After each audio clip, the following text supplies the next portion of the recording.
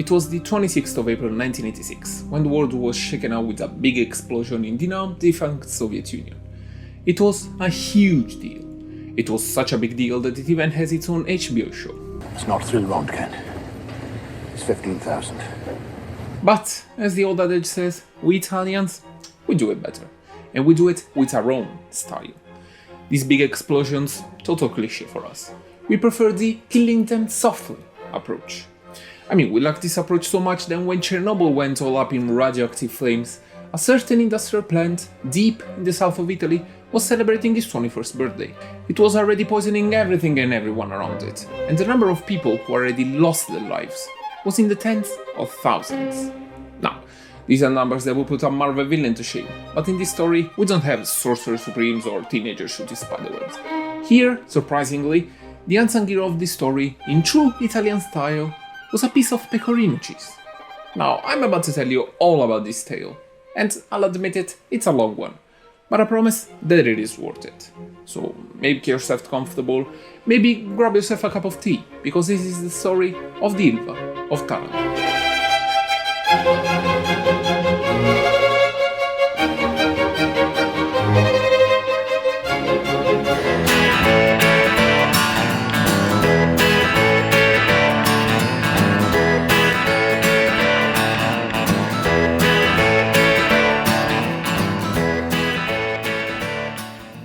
It was the 60s.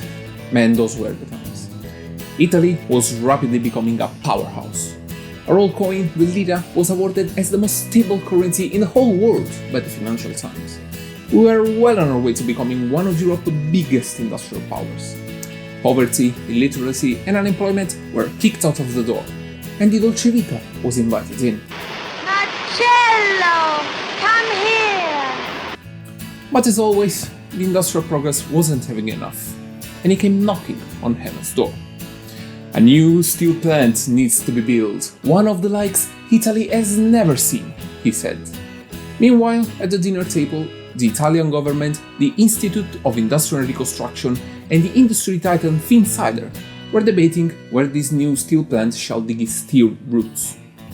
Their gaze quickly fell upon the city of Taranto, in the region Puglia, deep in the south. This was an obvious choice for a couple of reasons. Well, first and foremost, it was in the south. So with the goal of creating new jobs, this whole operation will receive a ton of state grants.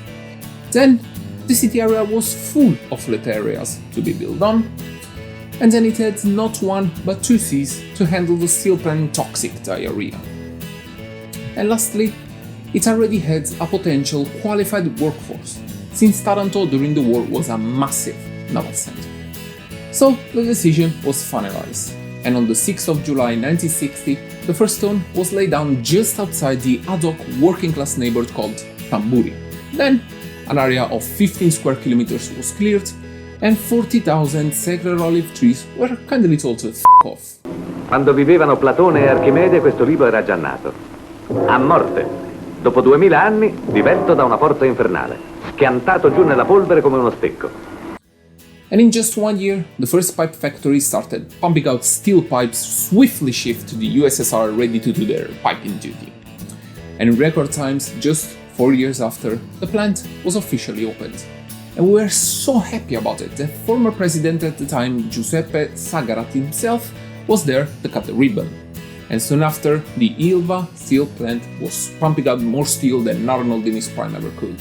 It was glorious, because the industry actually delivered on those job promises, employing up to 25,000 people at one point. Plus, the Ilva steel plant alone made up a significant percentage of the whole Italian GDP. It was so great that on the night of Christmas Eve 1968, an unlikely visitor came knocking on the plant's door. It was none other than Pope Paolo VI himself. It was the first time that a Christmas Mass was celebrated inside an industrial complex.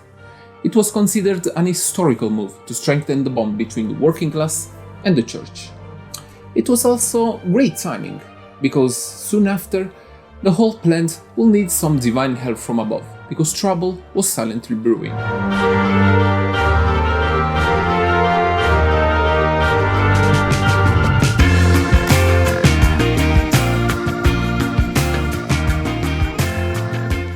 We are now in 1971, and the people living around the Ilva are getting quite annoyed. They put their whitey tighties outside to dry in the morning and find them black in the afternoon. Plus the air is starting to feel kinda chunky. So they band together and organize a peaceful protest out in the open. Sadly, they don't know it yet, but just by simply walking outside, their lungs and bodies as a whole are being introduced to a joyful bunch of undesirable carcinogenic friends. Now, I'll admit it, I'm not enough of an expert to discuss the finer details, so we'll use some external help. Well discussed in our times are the fine dust or particulates and the heavy metals. The former one are particles that are small enough to enter your lungs, organs, your brain, via breathing or bloodstream, often with oncologic consequences. Then we have the heavy metals, which are a number of elements, not only metals, that when absorbed by your body act as LSD for your cells, causing all sorts of cellular rave parties. This also means they will give you cancer. Then we have the dioxins, which are some of the most toxic compounds known to man. The lethal dose for a guinea pig is just around 0.5 micrograms. To give you a perspective, an average grain of sand weighs around just 50 micrograms. So if we give an average person of 70 kilos just 30 grains of sand worth of dioxins, he will be dead. These dioxins also cause a peculiar skin disease that is called chloracne and usually affects Russians who really don't like Vladimir Putin. But not everyone in this family is bad though. Some natural occurring dioxins have antifungal properties and are produced by some sea sponges. Sadly, no square sponge lives under the Ilva, just blast furnaces spewing the toxic stuff in the air. Then, lastly, we have benzoapirin. For the friend, we call him Benzo, and also for the rest of this video. Benzo is your average class 1 carcinogenic, and is produced by burning organic compounds to really high temperatures. So it's found in the smoke of cigarettes and in the emissions of coking plants, which are ovens that produce coke, not the fun white dust, Cocainum. but the boring grey coal that is used in the production of iron and steel. Now, chemical tangent over, let's get back to our story.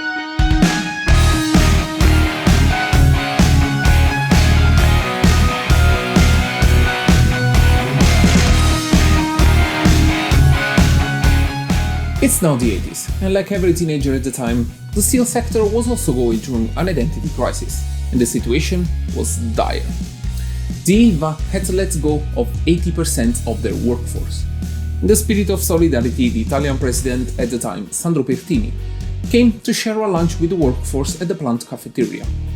Sadly, no amount of dioxin spiced antipasti or table chit-chat was enough to lift the crisis, and in 1995, the whole plant had to be sold to the powerful Riva family, with Emilio Riva appointed as the director as the steering wheel. These were people that started humble but became giants of the steel sector. And they managed to flip the situation upside down, employing 12,000 young workers in true Italian style, all underpaid under the pretense of a 2-year internship contract. Plus, they started burning those blast furnaces to the max, and production skyrocketed, hand in hand with toxic emissions. But then, everything was smooth like a baby's bottom until 2012. Wait, what? Sorry? So you're trying to tell me that a giant steel plant goes on for over 17 years without a problem? Well, yes, it was everything good.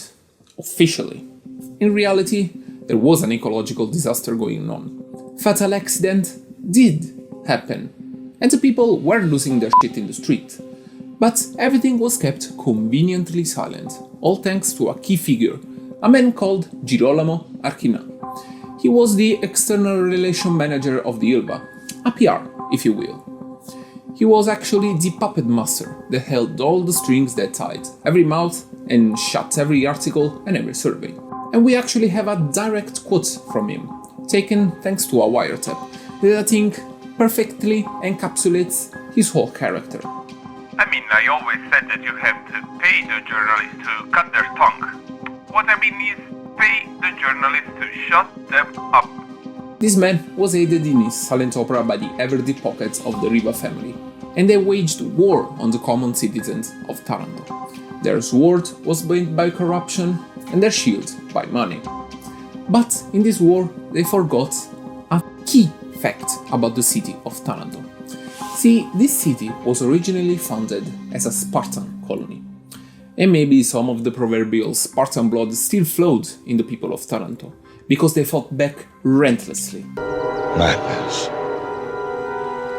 This is Taranto. These people were not powerful, and sure as hell they were not rich, but with the strength of their spirit and a little help from the aforementioned piece of pecorino cheese, they would, without a doubt, become the heroes of this story.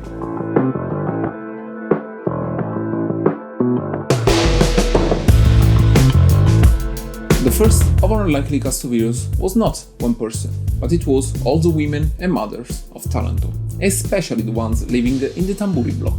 Remember that this neighborhood was populated mostly by the Ilva and nearby industrial plant workers. It has a school, luscious green hills for the kids to play in, and it even has a cemetery. Sometimes foreshadowing is relatively obvious. But something was off. Why is it that every time these kids came back from those hills, they asked their parents, "Mom, why is the air so spicy here?" And in the worst cases, when they came back from school, instead of homework, they brought back leukemia. Now, on a serious note, in these cases, the situation was truly horrendous. As well said by a mother in 2012 while holding her husband's monthly check from Ilva, and I quote, "We spend my husband's monthly salary to cure our son with Ilva's money." These families were forced to spend their money coming from the Ilva steel plant to cure illnesses coming from the very same steel plant. In their desperation, they banded together in the Women for Taranto Committee, guided by the fierce and aptly named Rossella Balestra, and they denounce what they see. They see pediatric wards full of kids going through chemo. They see that just on the other side of those green hills lies the Ilva's Mineral Park, which is where iron, various minerals, and coal rest while waiting to be worked. And while resting, the wind gently carries over those hills heavy metals, particulates, dioxins, and our old friend benzo. Now, to give you a perspective, as we said before, when you smoke a cigarette, you get a healthy dose of benzo. These kids were smoking the equivalent of 2 to 3 cigarettes a day, every day, from the moment they started breathing this air. Add to this that some of these kids had more heavy metal in them than an entire God of Metal lineup, and you start to get the despairing picture. Eventually, after protests, marches, and public displays by the Women of Taranto Committee directed to the Taranto city mayor, those green hills were closed to the public to be eventually reclaimed. Also, the school that was brilliantly placed just under those hills was also closed at one point. This was seen by many as a half measure, because many of the students lived just right across the street, and it's not like toxic pollution is afraid of some zebra crossings. Tragically, some of these kids didn't make it. The strength of their spirits carried on in the battles to prevent tragedies like this from ever happening again. Some of them became national cases, thanks to their heartbroken families, friends, and schoolmates refusing to give up. They now rest at the aforementioned cemetery, which is now ironically eternally painted red, from the same pollution that started all of this. Later on, in what I personally consider a disgusting token of false pity, the puppet master Girolamo Archinan, together with the director Emilio Riva and the Taranto city mayor, managed to build a water fountain as a gesture of solidarity. In full answer, the citizens of Taranto put on a plaque citing, and I quote, "In days of north wind or northwest, we are buried with mineral dust, and we are choked with gas fumes, coming from the Ilva industrial complex. For all this, we curse them who could act, but do nothing to repair." Find me a better verse way to tell someone to f*** off, and I'll owe you a tenner.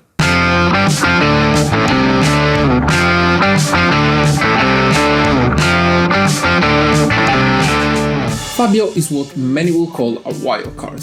He is a, let's say, reserved type. friggin' frog's gay! But a passionate one. Just at 70 years of age, he was already riding around his scooter at dawn to track sea poachers and call the authorities on them. If you were trying to screw with the environment of Taranto, you would have rightfully called him a pain in the ass. And that he was. Already in 1993, he was analyzing the cooling waters of the Ilva steel plant, and in them he found the usual triad of benzo, heavy metals and dioxins. So he denounced his findings, but nobody gave attention to this weirdo. So later on, he took a sample of the seafloor and got it analyzed by a professional chemist. To the surprise of no one, this sample was classified as dangerous toxic waste. So he denounced his findings again to basically the local power of attorney, and as an answer he receives only silence. But he didn't give up.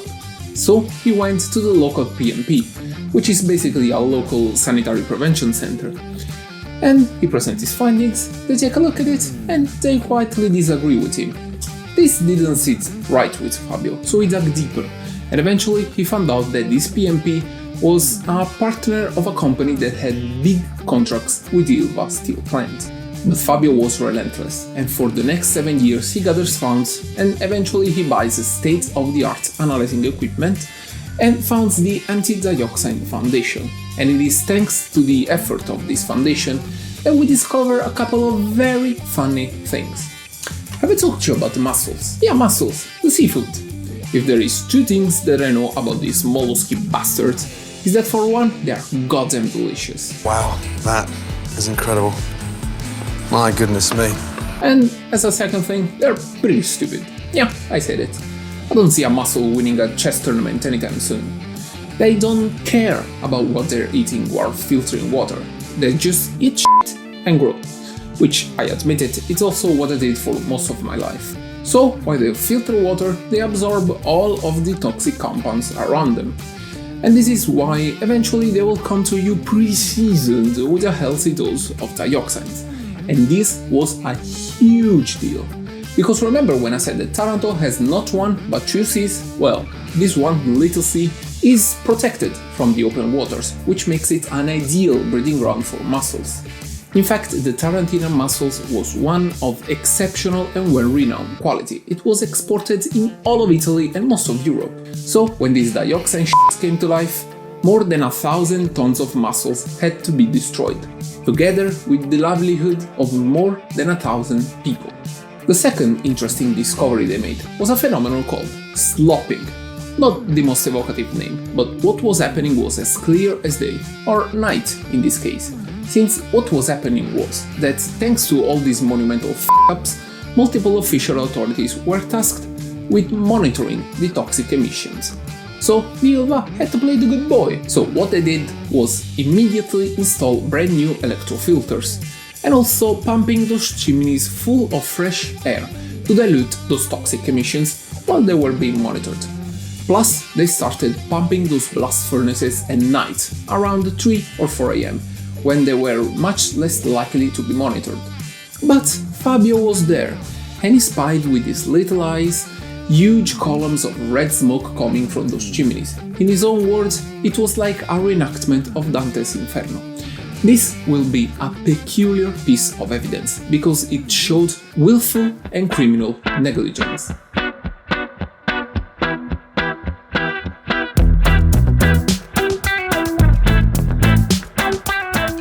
Alessandro is a history and Italian teacher, but more importantly, he's one of the protagonists of the Tarantinian environmentalism. He founded the organization Peacelink, which, together with the Anti-Dioxin Foundations, will become fundamental in the fight against toxic pollution. His passion was ignited when he discovered that the Ilva steel plant alone was responsible for more than 90% of the total toxic dioxin emissions in the whole Italian territory.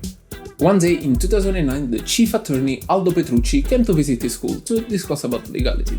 But Alessandro took the opportunity by hand and showed Aldo some very interesting lewd pictures. These pictures showed the Ilva's cockeries squirting out toxic clouds in the night sky. He then asked the attorney if he had any comments to make, to which he answered that he had none, but asked if he kindly could bring those pictures the very next day to the power of attorney. And just like that, 3 full cookeries were seized.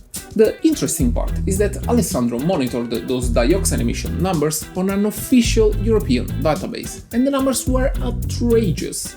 And even worse, those ginormous numbers were declared by the ILVA itself, out in the open for everyone to see. But it seems that the people whose job was monitoring those numbers were conveniently turning a blind eye to it all. Later on, in 2008, Marescotti receives a very interesting phone call. On the other side, it was ex-ILVA worker Piero Motolese, and he says that he has spotted a flock of sheep that was grazing just outside the ILVA's land. So together they paid the shepherd a visit, and they found him bound to a wheelchair with devastating brain cancer. But he provides them with a piece of pecorino cheese. Pecorino cheese which he himself has made with those very same sheep's milk, and like hundreds other, he ate it himself, or even worse, he sold to the local population. Alessandro and Piero then bring this piece of cheese to a chemist to be analyzed, and the results were astonishing. The levels of dioxin in this cheese were way above legal limits, like not even close. It was so bad that the chemist said, and I quote, "If I was to grate some of this cheese on the ground just outside, we would have to close that piece of ground to the public and then reclaim it." See, other than its toxicity, the most dangerous property of dioxins is that they accumulate into living fatty tissue and fat. So when dioxin first get deposited on the ground, then they get eaten by grazing livestock, which in turn gets eaten by us, or their milk becomes delightfully infused with these toxic chemical compounds. So it goes way up in the food chain. The funny thing is that this wasn't the first or only time that a piece of dioxin spiced cheese was analyzed by the authorities, because in 2003 a farmer named Vincenzo Fornaro brought an entire wheel of cheese to be analyzed. The only problem was that these official authorities used a certain Professor Liberti as their scientific consultant. But this Professor Liberti, turns out, was very deep into the Riva family pocket.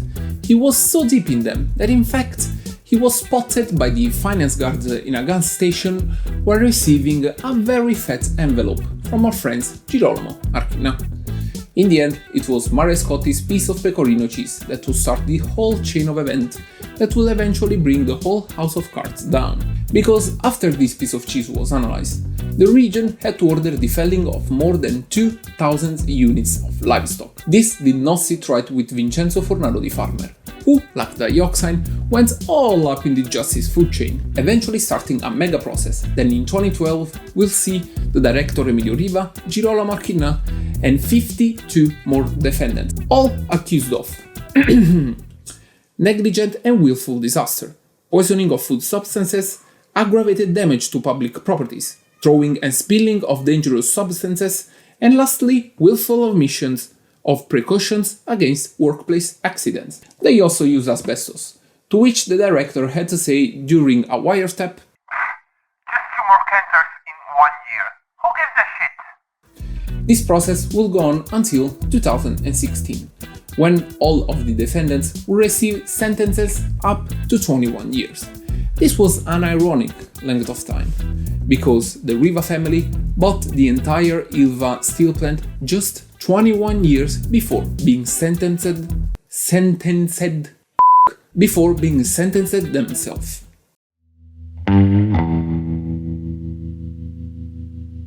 In the end, the only epidemiological examination that we have covers just a span of 7 years. But in these 7 years, 11,550 people lost their lives, all because of causes directly linked to the ILVA steel plant.